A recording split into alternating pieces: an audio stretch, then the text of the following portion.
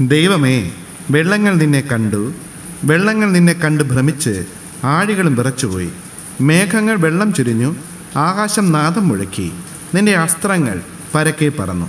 നിന്റെ ഇടിമുഴക്കം ചുഴലിക്കാറ്റിൽ മുഴങ്ങി, മിന്നലുകൾ ഭൂതലത്തെ പ്രകാശിപ്പിച്ചു. ഭൂമി കുലുങ്ങി നടുങ്ങിപ്പോയി. നിന്റെ വഴി സമുദ്രത്തിലും നിന്റെ പാതകൾ പെരുവെള്ളത്തിലുമായിരുന്നു. നിന്റെ കാൽച്ചുവടുകളെ അറിയാതെയും ഇരുന്നു. മോശയുടെയും അഹരോന്റെയും കയ്യാൽ നീ നിന്റെ ജനത്തെ ഒരു ആട്ടിൻകൂട്ടത്തെ പോലെ നടത്തി. സങ്കീർത്തനങ്ങൾ 77 അധ്യായം 16 മുതൽ 20 വരെയുള്ള വാക്യങ്ങൾ. ആരുമേനിക്കില്ലെന്നോ